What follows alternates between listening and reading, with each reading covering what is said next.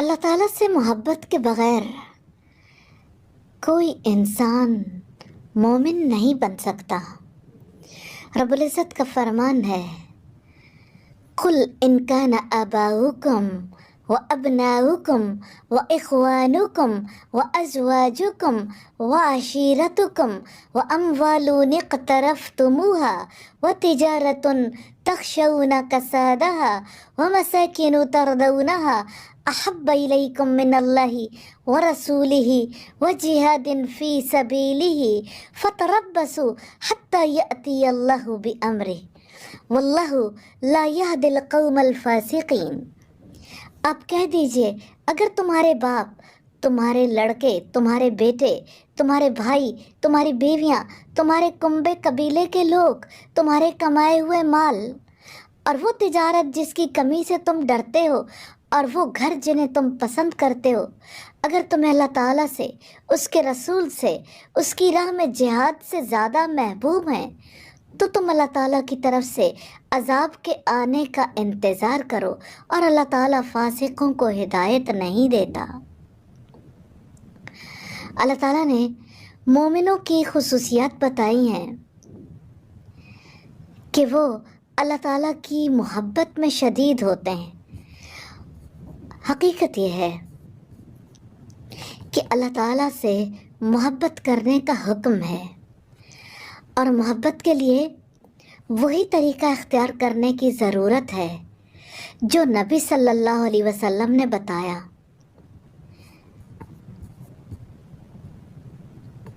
نبی صلی اللہ علیہ وسلم نے فرمایا، جو شخص اللہ تعالیٰ سے ملاقات کو محبوب رکھتا ہے، اللہ تعالیٰ اس کی ملاقات کو محبوب رکھتا ہے،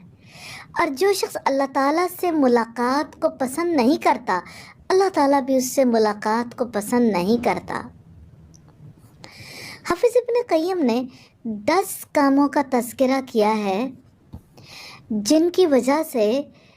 انسان محبت کے اعلیٰ مقام تک پہنچ سکتا ہے۔ اس میں سے پہلا کام ہے غور و خوض سے تلاوت قرآن کرنا، دوسرے نوافل کا کثرت سے اہتمام کرنا،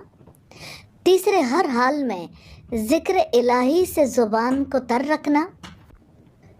چوتھا کام ہے اللہ تعالیٰ کی محبوب چیزوں کو اپنی محبوب چیزوں پر ترجیح دینا، پانچواں اللہ کے اسماء حسنی اور صفات عالیہ میں غور و فکر کرنا، چھٹا ہے اللہ کے احسانات اور نعمتوں کا مشاہدہ کرنا، اور ساتواں ہے تضرع اور خشوع کے ساتھ دعا کرنا، اور آٹھواں ہے آسمان دنیا پر نزول الہی کے وقت تنہائی میں اللہ تعالیٰ کو یاد کرنا اور تلاوت قرآن کرنا، اور نواں ہے نیک اور صالح لوگوں کی مجلس اختیار کرنا،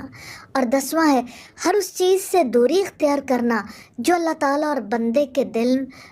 کے درمیان میں حائل ہو۔ بعض اہل علم نے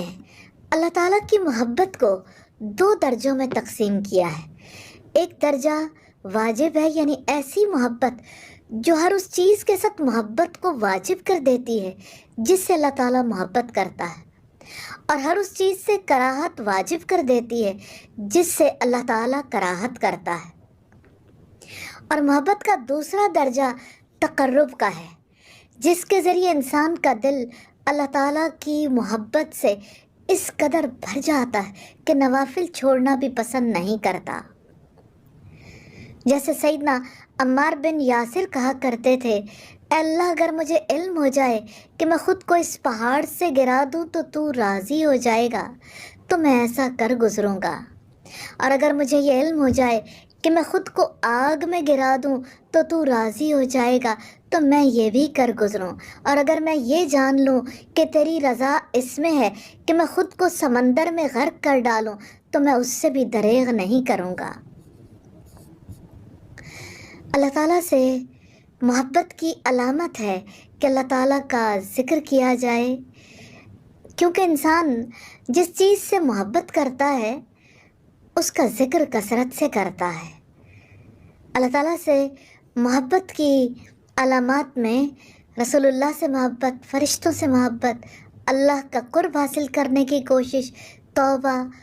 عدل، صدق، امانت کی تلاش، عاجزی اور کسر نفسی، اور اللہ تعالیٰ سے ملاقات کی تمنا اور اس کی راہ میں خرچ کرنا اور مصیبتوں پر صبر کرنا،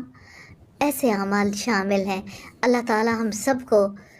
توفیق عطا کرے کہ ہم اس سے ہر درجے میں محبت کر سکیں۔ آمین ثم آمین۔